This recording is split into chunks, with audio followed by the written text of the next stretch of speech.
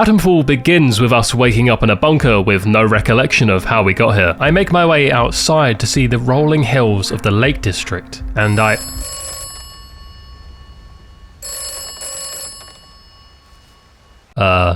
hello? Listen to me, and only me. Unlock the achievement for completing the game using only the instructions from this phone, and do it all using only a cricket bat. Oh, what? No. Why would I... Hello? Hello? Okay. Well, I guess I gotta find a cricket bat. The first thing I found out in this world was not a cricket bat. It was old matey Nat who had an even more dangerous weapon. He politely dropped me his club, as apparently this land is filled with dangerous outlaws who will punch you in the face for absolutely no reason. As I make my way toward a row of houses to try and find one of these cricket bats, I halve my chances of survival by blowing out both my knees. Approaching the houses, I find another friend, but unlike our boy Nat, he does not have the dogs out. He is also hostile, so I take the necessary course of action of hurling my club straight into his face. As it so happens, he was wielding the exact weapon we needed for the rest of the run. With the cricket bat now secured, I would not be letting this thing out of my sight. Next up, I needed to see just how powerful this cricket bat actually was. Okay, well, I'm still learning the game, so surely it can't be that bad.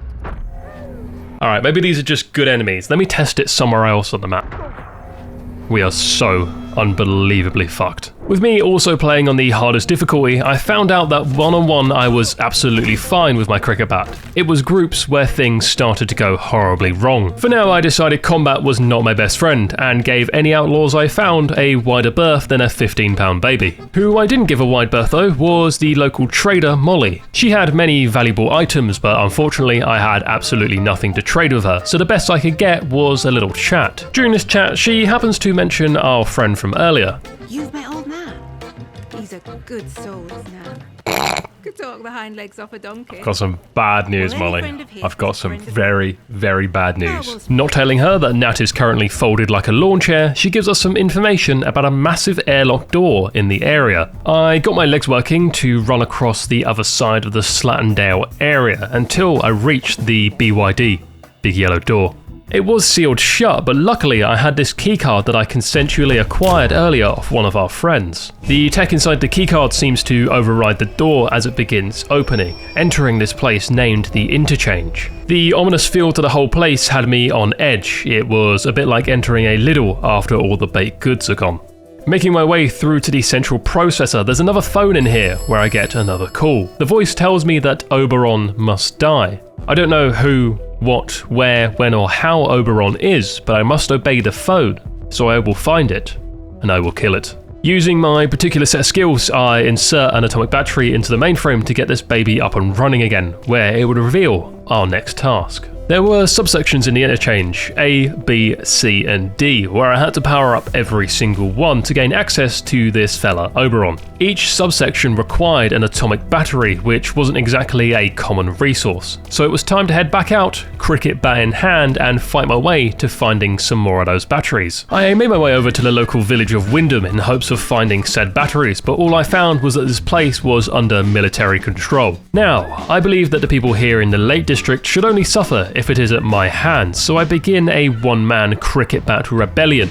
A rebellion that lasts an adequate amount of time in the bedroom. Deciding if you can't beat them, then you might as well join them, I helped the military with one of their little problems. A villager complaining about being kicked out of her home, so I gave the pensioner a quick solution to her problems in the form of a broken neck. Unfortunately, the military also don't like this, as they once again decide to batter me. I can't do anything right here, so I go on to the only place that still has good morals: the church. Before that though, I took a moment to appreciate just how British this game is. It's no surprise though, given that Atomfall is a brand new single-player first-person action survival game developed by Rebellion, a British studio, and also the studio behind Sniper Elite and Zombie Army. Atomfall actually launched on March 27th, 2025 and is now available on all platforms. I've been loving it so far, as I never thought I'd be able to play an action RPG based in the Lake District, a place I've been in real life. I mean, here I am sipping a bevy in the mountains of the Lake District last summer, and here I am smashing grannies with a cricket bat in the exact same place.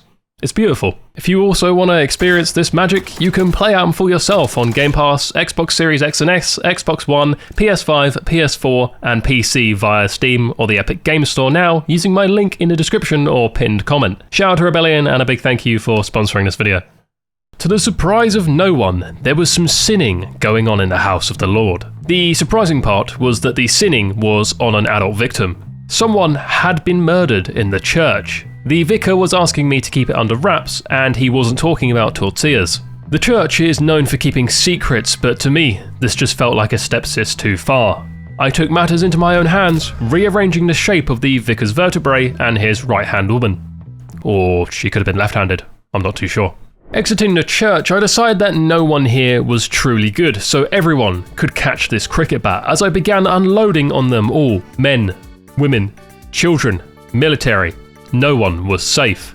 Except from this guy who, despite pushing 60, had speed that would rival that of Usain Bolt. All that murder was not only brewing up an appetite, it was brewing up hostility from the military. So there was only one place to go and wait for all of this to blow over. Inside this pub, which was named Grendel's Head, there was an extreme lack of anyone named Grendel giving out head. There was, however, a bartender by the name of Alf who run the place. Offering up some gossip, he tells me about a place named Skethermoor, which is basically the Lake District's Croydon, as apparently it's a total war zone. After chowing down on about 8 Cornish pasties and nicking all the loo roll from the toilet, I continue my business. This pub actually doubled up as a bed and breakfast, but was now offering up an expansion of cricket bat-sized proportions. Back downstairs, my rampage takes me to Alf's wife, who, Negan style, I absolutely crumple right in front of his eyes. Enraged by what he had just seen, Alf pulls out a Superman punch, which, despite missing by the small margin of about 10 foot, I was still impressed that he managed to do that without displacing his hip. With Alf's brain matter now all over my bat, the more important matter was that he dropped a metal detector. Now I can spend my free time digging up old bottle caps and heroin needles at the local park. As I explored the basement of the pub, it would become clear that old Alf may not have been as innocent as he first appeared. A network of tunnels were under his pub that connected to the various areas of the Lake District, and unfortunately, I took the path that saw me arrive in Skethermoor. Despite its picturesque, idyllic country look, it was indeed a hostile area, as I am immediately mugged by a murder of crows. Crows, as it turns out, would actually be the least of our worries though, as I also come across the biggest threat to our entire cricket bat run, the flamethrower-wielding robots. For now though, I made my way to the local trader to see if he had any of those atomic batteries. You're not going to try and kill me, are you?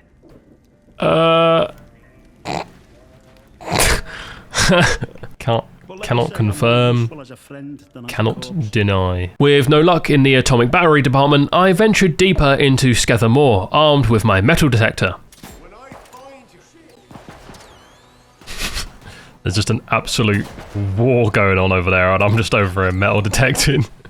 Don't mind me, lads. Having said that, the only thing I was detecting was a strong sense to get the fuck out of here. Back in the village, I spotted an opportunity to keep my cricket bat rampage going on the east side as I cut around the perimeter, eliminating anyone in my way. This time also including the villagers who managed to run at Mach 10 speeds. The deeper I went into the middle of the village though, the harder it became to assume a complete takeover. After getting very familiar with the death screen, I decided my village siege will have to wait for later as I pop into the bakery, as nothing heals wounds quite like a Belgian bun.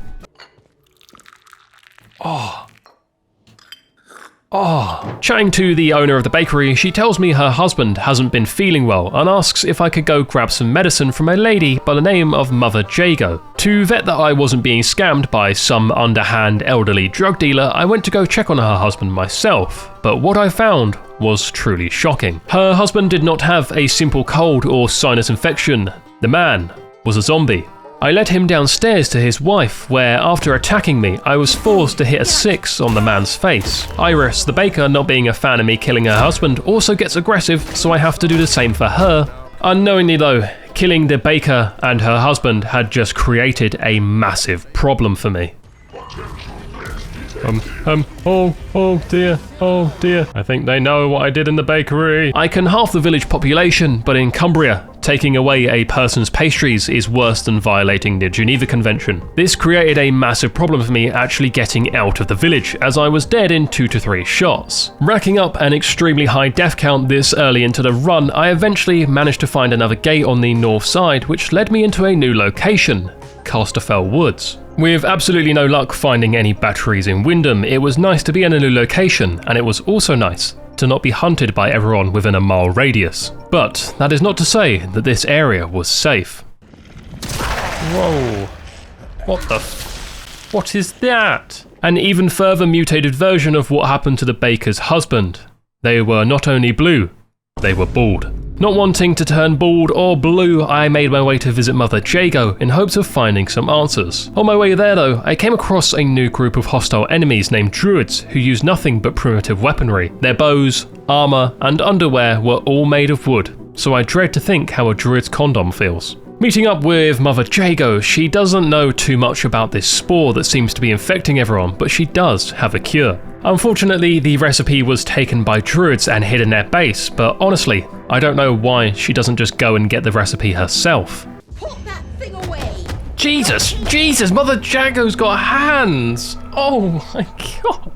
If you're curious why I have other weapons apart from my cricket bat in my inventory, by the way, it's purely for trade purposes. As you can see here, when I found a trader who was holding an atomic battery, I traded him pretty much every weapon I had for it. So along with finding another battery inside the Casterfell Dam and not realising I zoomed in on my OBS while recording this footage, I made my way back to the interchange. Here, I managed to power up departments D and C, the robots and medical facilities respectively. With 2 more atomic batteries needed for A and B, I went back out to gather more intel. Molly, one of the traders back in Slattendale, told me she sold a battery to the vicar in Wyndham Church. Yes, the same vicar that I sent back to the lobby earlier on. Thinking this may be an easy opportunity to slip in and grab an atomic battery, I was forgetting one major thing.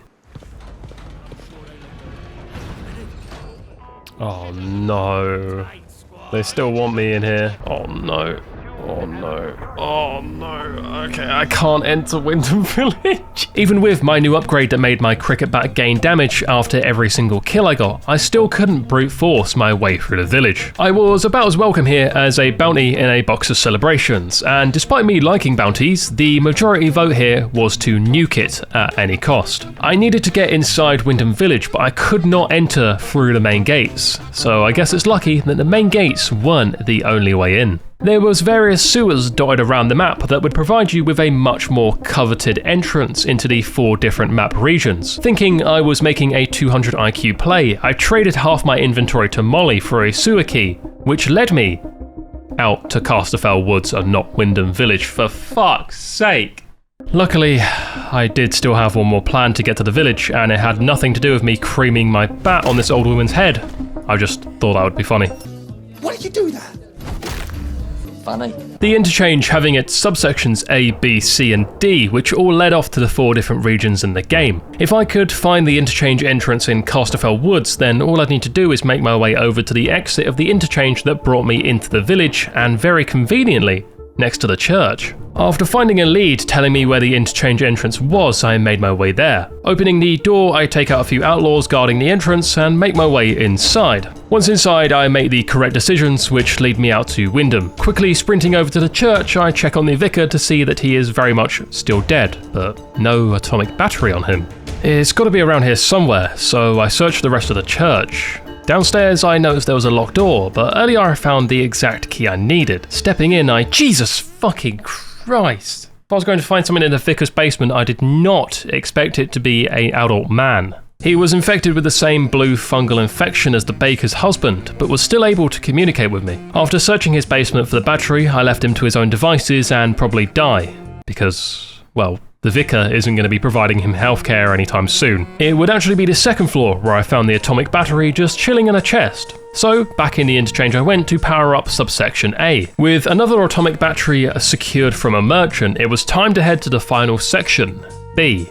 However, B was a little different from the rest. Subsection B was located in the worst place possible. Skethermore. You also could not access it through the interchange itself. You had to first open the door that was in Skethermore. Just coming back here is bad enough considering the hostility I was met with last time, but that wasn't all. The entrance to the interchange in Skethermore was located in a heavily guarded military camp. Entering this place on the hardest difficulty was hard enough, but entering here on the hardest difficulty with only a cricket bat was a little like trying to enter an M&S when your yearly salary is below 70,000. It was a good thing then that I was that I was a capital G gamer, as I took my damage resistance potions, bandaged up to full health, and run like my life depended on it. And with a pubic hair of health left, I made it to the door of the interchange. Upon entering, it was clear this is the most rundown part of the whole place, with blue spores and bald blue zombies populating the area. I did manage to make it through to the power room, where I inserted the fourth and final battery needed to get the mainframe up and running again. However, there was still one piece of equipment that was missing to finally complete this process. I needed a signal redirector,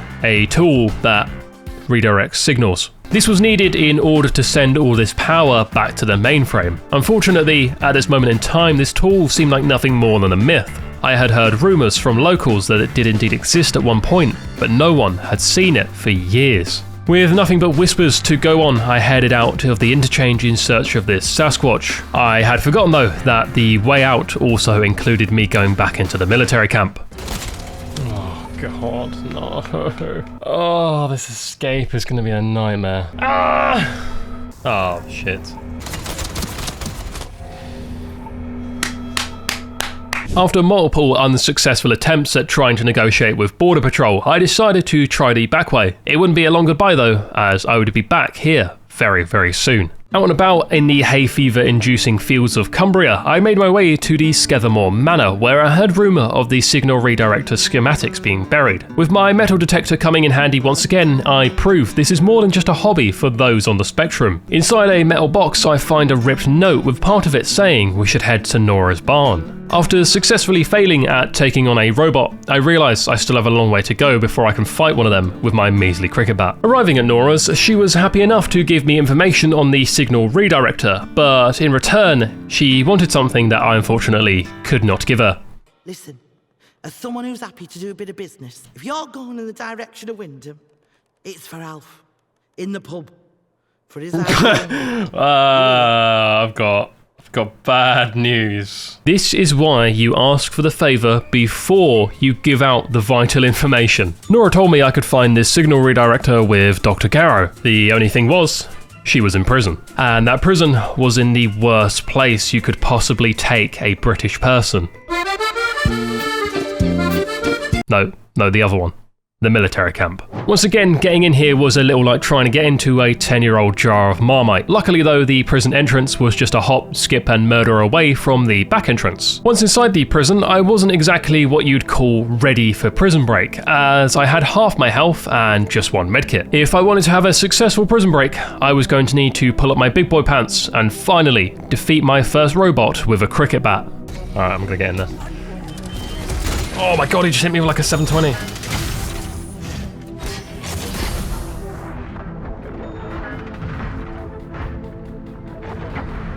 Wait a minute, I kind of got him weak. I beat a robot! Let's go! Wait, I don't think he's dead yet. What do I have to do? What do I do? Oh no, I celebrated too soon! Having the reading comprehension of a small piece of basmati rice, I failed to see that the giant text on my screen telling me to remove the battery from the robot once it was downed. So you'd think I'd notice on the second time round.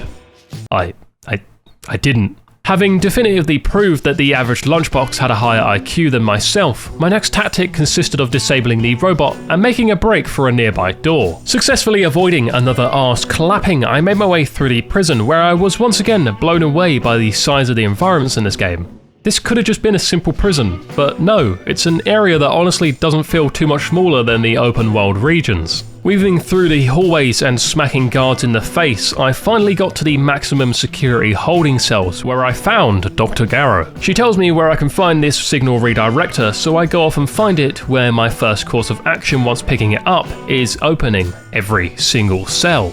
Ready for a prison break with Dr. Garrow, she fucks off and leaves all of us, making a break for the interchange and locking the door behind her. What a bitch. Leaving me and the rest of the prisoners with only one choice. There is one way out. Slaughtering guards, starting a rebellion. These men and women weren't criminals. The system was designed to make them fail, to hold them forever, to make it so they never had their day in court. They are innocent. Or maybe they are criminals, as they actually all turned on me as soon as we made it outside. Signal redirector secured and safe in my arse, I made my way back to the interchange where I redirected all power to the mainframe. Finally, I was able to access the last part of the interchange, and I was able to make my way to Oberon. Entering the Windscale plant, the phone once again rings. This time, the voice tells me that Oberon is close. And I'm not sure if they think they dialed Babe Station, but I did not need you to tell me that you're close. That's just weird, mate.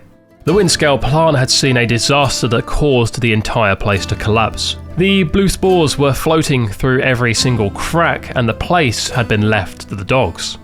Or to the bald blue zombies, I guess. It was a tragedy, but not as much of a tragedy as the amount of times that I died trying to make my way to Oberon.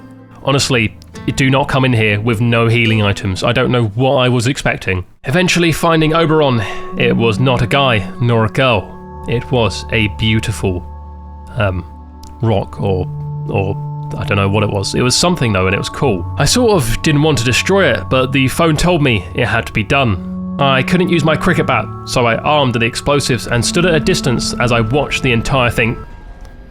Okay, maybe that distance wasn't far enough. I armed the explosives and ran for my fucking life as the entire Windscale plant was coming down on top of me. Slowly, the spore started to fade away, and despite its beauty, I may have just freed this place from quarantine. I was told to return to the bunker that I emerged from, so while dodging the ongoing war between the different factions that was breaking out, I ran all the way back there. With a few final swings of the cricket bat, I entered the bunker to answer one last phone call.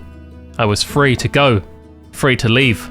My mission had been completed, and I had beat the game using just a cricket bat. Thank you to Rebellion for sponsoring this video. This game was an absolute blast. And don't forget that you can unlock the mysteries of the quarantine zone in Atomfall on Game Pass, Xbox Series X and S, Xbox One, PS5, PS4, and PC via Steam or the Epic Game Store using my link in the description or pinned comment. Thank you for watching, I really do appreciate it. If you are not sick of me somehow, then you can click on one of the videos popping up on your screen now to see me do some other deranged masochistic challenge. Love you all, and I'll see you soon. Bye bye.